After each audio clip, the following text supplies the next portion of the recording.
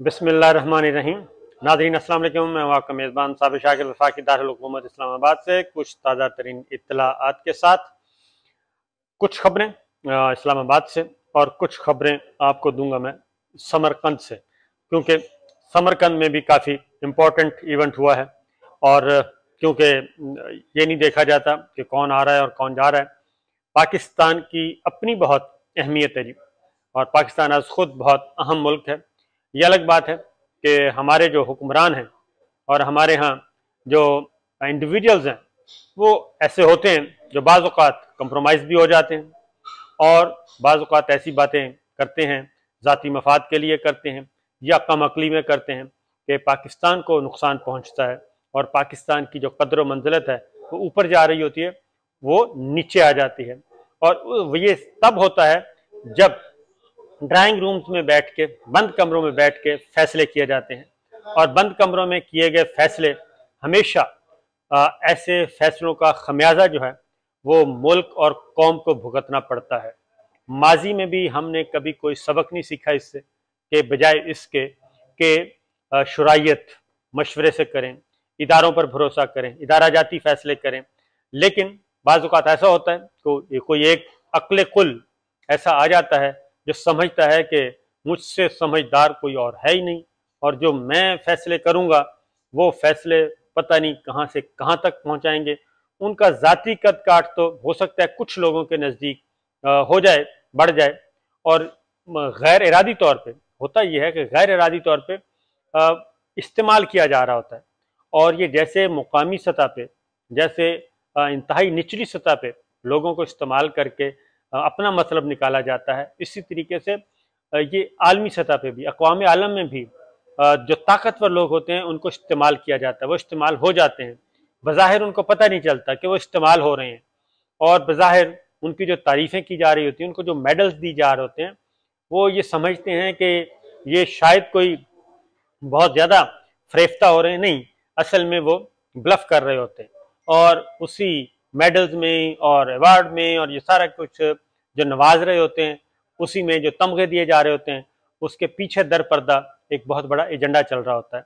और यही चीज़ हमारे साथ हुई, जो रजीम चेंज हुआ उसमें ख़ास तौर पे रूस जो एक रीजनल ब्लॉक बनने जा रहा था और पाकिस्तान उसका अहम तरीन मुल्क था उस रीजनल ब्लॉक का, और पाकिस्तान एक सेंटर पॉइंट था। और ख़ास तौर पे अफ़गानिस्तान में जो नाकामी हुई साम्राज्य को, उस नाकामी के बाद तो पाकिस्तान की अहमियत, कदर व मंजिलत बहुत ज़्यादा बढ़ गई थी।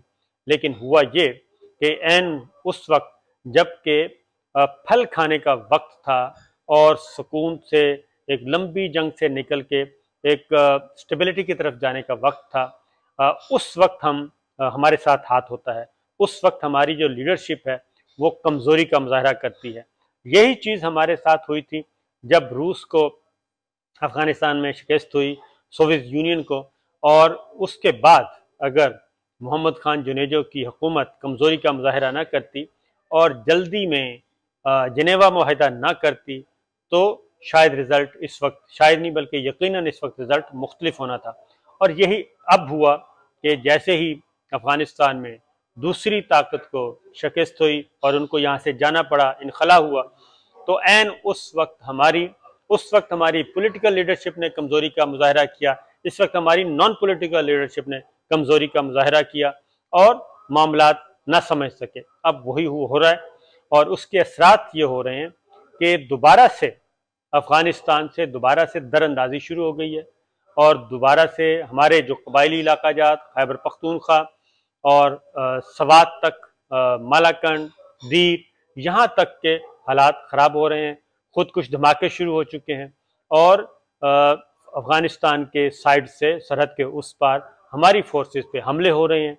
ये सब कुछ हो रहा है और ये इस वजह से हो रहा है कि अफ़गानिस्तान की जो इस वक्त हुकूमत है, अफ़गान हुकूमत, वो भी हमें ख़बरदार कर रही है कि ये जो हमारी फ़िज़ाई हदूद इस्तेमाल करने की बातें की जा रही हैं, ये नहीं होनी चाहिए। ख़ास तौर पे जो ड्रोन हमला हुआ था उसके बाद से हालात कशीदा हैं। बहरहाल इसी वजह से रूस का कि हम इस रीजनल ब्लॉक में, चाइना ने हमें बहुत बड़ी मेहनत करके पाकिस्तान और रूस के दरमियान ब्रिज का रोल अदा किया था, करीब लेके आया था, और कम अज़ कम भी 2 दिहाइयों से ज़्यादा इस पे वक्त लगा था, 2 दिहाइयों से ज़्यादा वक्त लगा वापस रूस के साथ, पाकिस्तान के साथ मामलात होने में, और इसमें चाइना बहुत अहम किरदार अदा कर रहा था। और इसमें ख़ास तौर पे ये इस वक्त जो हम क्राइसिस देख रहे हैं, फ्यूल का क्राइसिस, पेट्रोलियम का क्राइसिस, तवानाई एनर्जी का क्राइसिस, ये हमें नहीं देखना पड़ता था। गंदम हमें सस्ती मिलनी थी रूस से, जो फ़ायदे इस वक्त इंडिया हासिल कर रहा है रूस से, वही फ़ायदे उससे कहीं ज़्यादा हम हासिल कर सकते थे। लेकिन हमारी लीडरशिप ने एक गलत फैसला करके ये सारे का सारा मिलियामेट किया और पाकिस्तान को सस्ता फ्यूल मिलना था। इंडिया उससे मुकाबले में कहीं ज़्यादा स्मार्ट खेला और इंडिया हमारे ताल्लुकात चाइना जो है और रूस, हमें रूस और इंडिया और चाइना, ये सब तीनों मुल्क जो हैं, एक दूसरे, चारों मुल्क पाकिस्तान एक दूसरे के करीब आ रहे थे और प्रेशर डाला जा रहा था, क्योंकि इंडिया जो है आइसोलेट होता जा रहा था। लेकिन हुआ ये कि हमारे एक कदम, गलत कदम ने हमें आइसोलेट कर दिया और वही जो स्पेस थी वो इंडिया ने गेन की। अब जी शंघाई ताउन तंजीम में जो इस वक्त समरकंद में इजलास हुआ, उसमें ये मौका मिला और पाकिस्तान ने दोबारा से उसमें एंट्री ली है और दोबारा से रूस के सदर के साथ मुलाकात हुई, पाकिस्तान के वज़ीर आज़म की, और गलतफहमियां दूर करने की कोशिश की गई। और उसमें हमने देखा भी कि पुतिन के साथ जो शहबाज शरीफ साहब की मुलाकात थी, वो उसमें एक मज़हबी हुआ, जब उनका जो हेड फ़ोन था वो नहीं लग रहा था, जो एक ट्रांसलेट करके ज़ुबानों का इशू जो था वो बताना था, वो लगाया जा रहा था आला, तो वो बार बार गिर रहा था और उससे एक रूस के सदर जो हैं पुतिन, वो हंस भी रहे थे, मुस्कुरा रहे थे। बहरहाल इमरान खान साहब जब गए थे तो उस वक्त इंटरप्रेटर थे।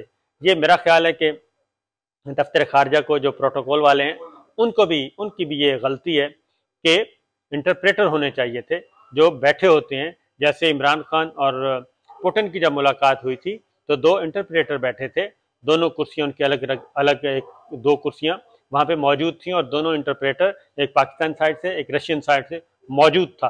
तो इसलिए उस वक्त जैसे वो सेटअप था ऐसे अब भी होना चाहिए था, लेकिन उसकी सुबकी हुई।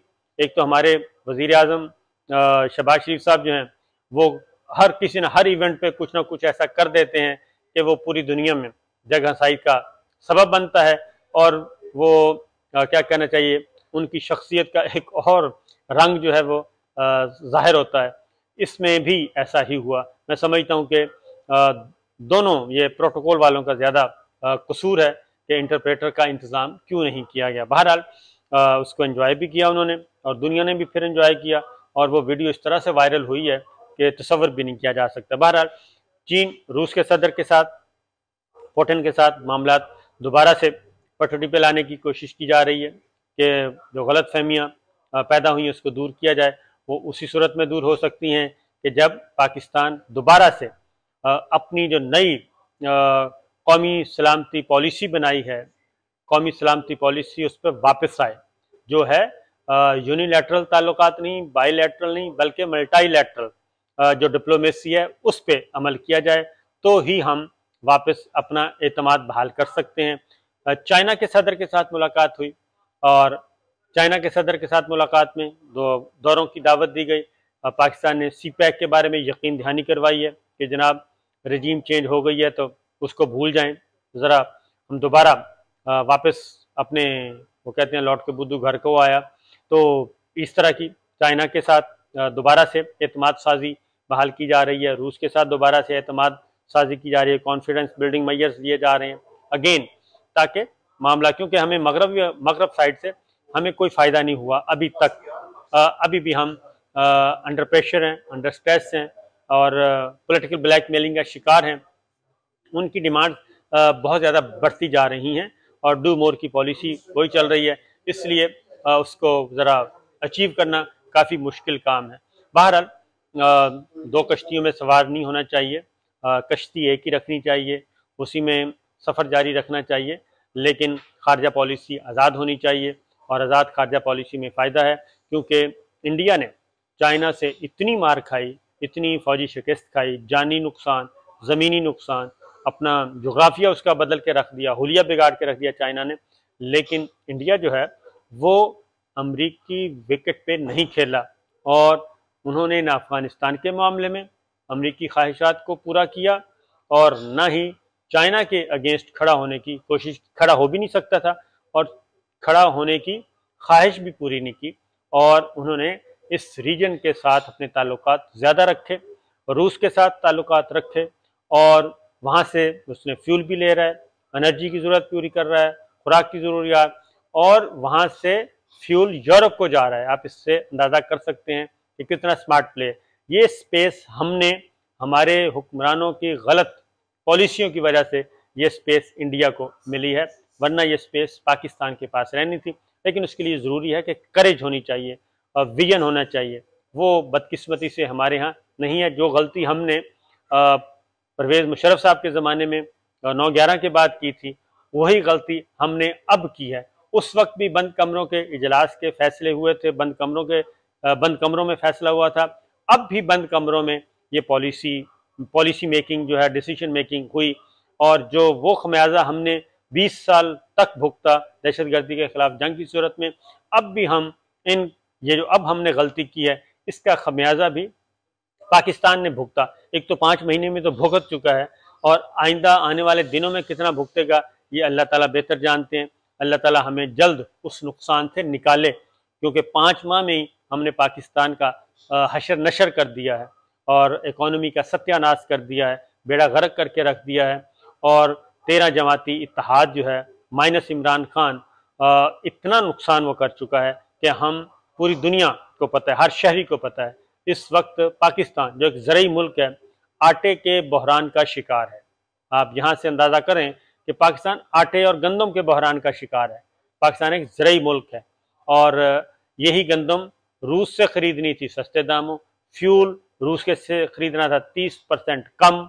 और यहाँ पे इस वक्त इस रीजन में एक चल रही है जी कि हम लोकल करेंसी में तिजारत करें, ये डॉलर वॉलर के चक्रों से निकलें, लेकिन हम इस पे हिम्मत ही नहीं कर रहे और बाकी मुल्क कर रहे हैं, रीजनल प्लेयर्स कर रहे हैं।